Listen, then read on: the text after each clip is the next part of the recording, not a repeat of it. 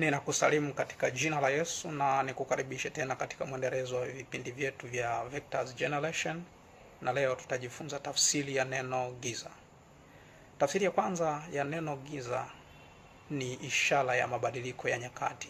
Ukisoma maandiko katika kitabu kile cha Mwanzo sura ile ya kwanza na mstari wa 5, unaona namna ambavyo Mungu aliuita mwanga mchana na giza kaliita usiku. Lakini ukiendelea katika mstari wa 14, 15 na 16, unaona namna ambavyo Mungu aliuteua mchana na usiku kusimama kama ishara ya mabadiliko ya nyakati. Lakini tafsiri ya pili ya neno giza ni yaliyofichwa mahali pasiri.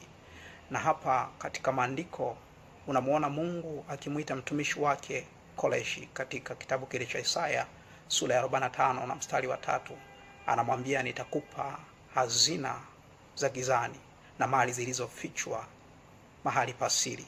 Sasa hii ni muhimu sana kwa sababu Mungu anaweza kukuletea ujumbe sawa na aliyomletea mfalme Koreshi na usiupokee, kwa sababu katika ufahamu wako pengine umeweka kuwa yanayotoka gizani basi ni zao la shetani. Lakini kile ambacho Mungu alikuwa anajaribu kumwambia mfalme Koreshi ni kwamba nitajifunua kwako kwa namna ambayo haukuwahi kunijua, katika siri ambayo sikuwahi kukufunulia hapo mwanzo.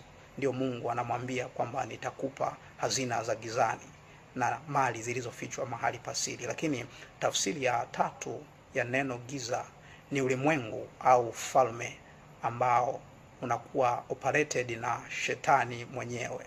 Na hapa umeelezewa vizuri sana falme huu na mtume Paulo katika kitabu kile cha Efeso sura ya 6 na mstari ule wa 12, anasema kushindana kwetu sisi si juu ya damu na nyama, bali ni juu ya mamlaka na falme, juu ya wakuu wa giza hili. Na shetani anachokihitaji ili kufanya kazi zake sio usiku wa manane. Anachohitaji ni kupofusha akili ya mwanadamu iliyobeba kanuni ya neno la Mungu, ili isiweze kumwelekea Mungu, ila iweze kufata yale ambayo yeye anayataka. Na hicho ndicho kilichotokea pale bustanini Edeni, kwa sababu shetani alichokifanya, aliingilia ile kanuni ya neno la Mungu ambayo Adamu alipewa kwa kumwambia mwanamke kwamba ukila tunda hautakufa, wakati Mungu alisema ukila tunda utakufa. Kwa hiyo ni muhimu sana ndugu yangu kufahamu tafsiri ya neno giza, ili Mungu anapojifunua kwako basi isiweze kukupa shida, kwa sababu vile kwamba haujui tafsiri ya haya maneno haimsumbui Mungu pale anapojifunua kwako. Mungu akubariki.